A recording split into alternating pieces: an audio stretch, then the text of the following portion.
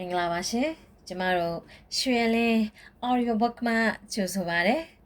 ဒီနေ့ဖတ်ပြမယ့်ပုံပြင်လေးကတော့စိတ်သုံးကောင်းနဲ့ဘလူးကြီးဆိုတဲ့ပုံပြင်လေးပဲဖြစ်ပါတယ်နားဆင်ပေးနော်တခါတော့ကကိုကြီးကိုလက်နဲ့ကိုလေးဆိုတဲ့စိတ်ညီနောင်သုံးကောင်ရှိတဲ့သူတို့ဟာစိမ့်လက်နဲ့မြက်ခင်းပြင်ရဲ့အနီးနားမှာနေကြတယ်စိတ်ညီနောင်သုံးကောင်ဟာအဲ့ဒီစိမ့်လက်နဲ့မျက်ချွတ်ချိုလေးကိုတိတ်စားကြတယ်။ဒါပေမဲ့လည်းအဲ့ဒီမျက်ခင်းမြင်ကိုရောက်ဖို့တရားကြီးတစ်ခုကိုလည်းဖြတ်ရတယ်။အဲ့ဒီတရားကြီးရဲ့အောက်မှာရုပ်ဆိုးဆိုးနဲ့ဘလူးကြီးတစ်ကောင်ကလည်းရှိတယ်။သူကတရားပေါ်ဖြတ်သမျှကိုဖမ်းစားလေးရှိတယ်။တနေ့ကျတော့ကိုလေးကကိုကြီးရေကျွန်တော်တော့ဒီတရားကြီးကိုဖြတ်ပြီးဟိုဘက်ကန်းကမျက်ချိုချိုတွေကိုသွားစားတော့မယ်လို့ပြောတယ်။နောက်သူဟာတရားစီကိုရှောက်သွားတာပေါ့။သူတရားပေါ်ကနေတဖြည်းဖြည်းဖြတ်လျှောက်လာတယ်။ဒါ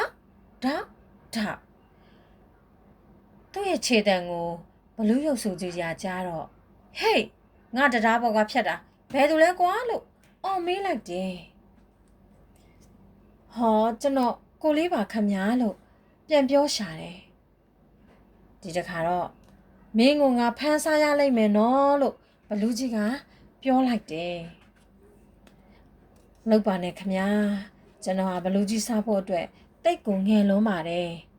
ခဏနေရင်ကျွန်တော်အကိုလက်လာမှာမို့လို့သူ့ကိုစောင့်လိုက်ပါအောင်သူကကျွန်တော်ထက်ပိုထွားတဲ့အတွက်ဘလူးကြီးအတွက်လည်းပို့ပြီးတော့အရသာရှိမှာပါလို့ပြောလိုက်တာပေါ့ဒါနဲ့ဘလူးကြီးကလည်းသဘောကျသွားပြီအေးလေဒါဖြင့်ကောင်းပြီမင်းသွားတော့လို့ပြောပြီးသွားခွင့်ပြုလိုက်တယ်ဒါနဲ့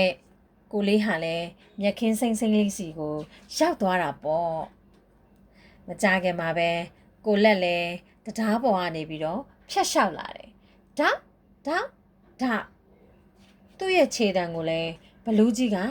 ကြားတယ်အဲ့တော့ဟေးငါတရားပေါ်ကဖြတ်တာဘာတူလဲကွာလို့အော်ပြီးတော့မေးလိုက်တာပေါ့ဟောကျွန်တော်ကိုလက်ပါခမညာလို့ပြန်ဖြေတယ်မင်းတော့ငါဖမ်းစားရမယ်လို့ဘလူးကြီးကပြောတယ်မလောက်ပါနဲ့ခမညာကျွန်တော်အကိုကြီးကိုစောင့်ပါအောင်သူကကျွန်တော်ထက်ပိုထွားတော့ပိုပြီးတော့စားလို့ကောင်းပါပါလို့ပြောရှာတယ်ဘလူးကြီးကလည်းဒါဖြစ်လဲကောင်းပြီလေမင်းသွားတော့လို့ပြောပြီးဖြတ်ခွင့်ပြုလိုက်တယ်ဒါနဲ့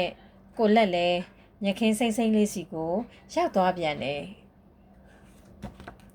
မကြခင်ကိုကြီးလည်းတရားပေါ်ကိုဖြတ်လျှောက်လာတယ်သူကအကြီးဆုံးနဲ့အထွားဆုံးဆိုတော့သူ့ရဲ့ခြေတံကလည်းပို့ပြင်းတာပေါ့ဒါဒီခြေတံကိုလည်းဘလူးကြီးကကြားရောဟဲ့ငါတရားပေါ်ကဖြတ်တာဘယ်သူလဲကွာလို့အော်မေးပြန်တယ်ကျွန်တော်ကိုကြီးပါလို့ဖြေလိုက်တာပေါ့ဒါဖြင့်မင်းကငါဖမ်းစားမယ်လို့ဘလူးကြီးကပြောတယ်ဖမ်းရရင်ဖမ်းကြည့်လေလို့ကိုကြီးကတိုက်ဖို့အသက်အနေထားနဲ့ပြန်ပြောရှာတယ်ဘလူးကြီးကလည်းတရားပေါ်တက်လာရောကိုကြီးကသူ့ဂျိုကြီးနဲ့တအားကိုခွဲပြစ်လိုက်တယ်ဘလူးကြီးလည်းတရားပေါ်ကနေမြောက်တက်သွားပြီးရေထဲကိုဘွမ်းကနေပြုတ်ကျသွားတယ်နောက်ဘက်တော့မှလည်းပြန်ပေါ်မလာတော့ဘူးတဲ့ဒီလိုနဲ့ကိုကြီးရဲ့ကိုလက်ရဲ့ကိုလေးဆိုတဲ့စိတ်ညီနောင်သုံးကောင်ဟာမြက်ခင်းစိမ့်ချိုလေးတွေကိုအားရပါရစားကြရတာပေါ့ကွယ်အဲ့ဒီချိန်ကစားပြီးစိတ်သုံးကောင်ဟာတရားပေါ်မှာအေးဆေးနဲ့ဖြတ်လျှောက်နိုင်ကြပြီးရုပ်ဆိုးတဲ့ဘလူးကြီးကိုလည်းနောက်ဘယ်တော့မှမတွေ့ရတော့ဘူးတဲ့ကွယ်ဒီပုံမြင်လေးကိုနားထောင်ရင်ခလေးတို့လည်းစိတ်အညီကိုတွေလိုမိမိလုပ်ချင်တဲ့အလုပ်တွေကိုမြည်သည့်အခက်အခဲရှိနေပါစေရဲဝံ့နဲ့ရင်ဆိုင်ဖြည့်ရှင်းကြရမယ်နော်ပုံမြင်လေးကတော့ဒီလောက်ပါပဲကွယ်တတား